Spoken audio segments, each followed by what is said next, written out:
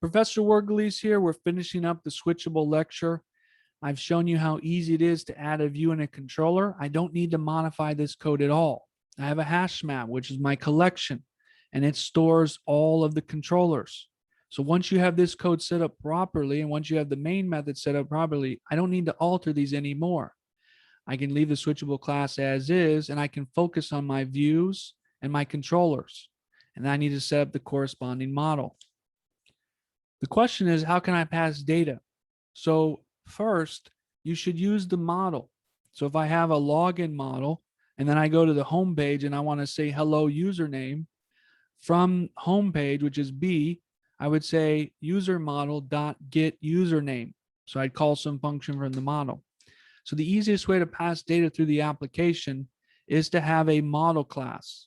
And the model class holds the data and it can pass it from all the different controllers. But if you want to get a quick test application going, just to see the data transfer, it may not be the best programming practice, but you want to transfer it from controller to controller, you can do that as well. Okay, so I have a little code example here in B. So here I have to check whether the controller does not equal to null. Okay, whether the controller does not equal to null. Now I need to grab the controller first. So if I want to pass it from controller to controller, I need to grab the controller first. Well, first, I'm switching to A, so I know the type of the controller is A controller. I'll call it controller, and then I have a method in the switchable class. So I can call it switchable, and I'm already extending the switchable class. So if I go to switchable, you'll see I have a method called getControllerByName. So I can either one, call that directly because I'm already extending it. So I'm already inheriting that method, but it's also a static method. Okay, it's also a static method. So it's a good programming practice to go ahead and call it based off the class name. Static methods are normally called by the class name. Okay, even though I don't need to do that because it's inherited. So I'll get controller A. Okay, this is of type switchable when it returns. So if I come back over here, this is of type switchable because I needed a generic type for all the controllers. That's why they all have to extend the switchable class so I can store them all in the same hash map. So I need to convert it back to its original format. So I need to use an explicit cast here. Make sure you go over explicit and implicit casting. And then as long as the controller doesn't equal to null, I'm going to grab the text field from B and I'm going to pass it over there to A. Now I have an else, so it has a default string, but I wouldn't need this. As long as the controller doesn't equal to null, and as long as you have some data to transfer, go ahead and transfer it. So on A controller, on the text field, I'm going to set the text to this. Okay, and that's how you can pass data over. So it's something similar. You can either set the UI yourself, or you'll have a method over there in controller A. So I can create another method that says, public void get username. So let's say I'm going from login to the home page. I can say get username or set username. I can set the username and I can pass it over as a string. Okay, so I can also have a method over here. And then up at the top, I'd have a field called username. I'd do private string username. And then I can do something like this. So I can say this dot username is equal to username.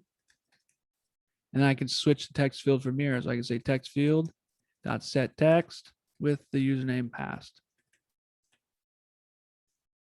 Okay, so this is a way to do it. I can also grab the text field directly. It just depends on how you want to set up your application. So if I run this, I'm on A, I'm going to go to B, I'm going to type in Nick, and I'm going to go back to A, and you'll see it says hello from Nick. Okay, if I go back to B, I type in Sam, click go back to A, you'll see it says hello from Sam. Okay, I don't have to set the text field. I could set, I could set a text object, or I can add it to the database, or I can add it to the model. I can do a lot of things, but here's a basic example to transfer data. Okay, so this application is really good. It's a good application to start with. What's cool about it is it uses a collection. It uses an abstract class. These are all requirements for your final project. Yes, you can use these for your final project, although it would be better for you to create your own. So if this is the only collection you have, you can claim that as yours. Make sure you put a reference here. Make sure you reference this code, but you can claim this as your collection, although it would be good to experience how to create your own collection. So yes, you can use this hash map, but it would be better to create your own. Okay, same with an abstract class. Maybe your abstract class is the abstract model, which is your own class. So yes, you could claim this as your abstract class, but maybe you want to create your own, which would be a model. You can create a superclass model and make that abstract like we did in the MVC lectures and the MVC challenge. Okay, that's it. You'll see I separated the code into a nice class so I didn't have to write the code over and over again. You'll see I have everything as static. So I have one scene, and instead of switching the scene on the stage, I'm now switching the route on the scene. Okay, so it's a clever way to take advantage of the JavaFX application structure. Then I have a hash map, which stores all the fxml files names and the controllers, and that way I can switch to whatever controller I want. So if I have 3 scenes, 5 scenes, 10 scenes, it doesn't really matter. I'm going to try to switch to it by getting the controller from the hash map. If it's null, I'm going to add it. And then once I finally added it, or whether it's already in there, then I'm going to set the route for the scene. Okay, this is a good code example. I recommend you use it. Make sure you reference your work. Okay, that's very important. Make sure you reference your work. I still got some pretty cool lectures to show you. The next is how to save and load data, which is also a requirement for the final project.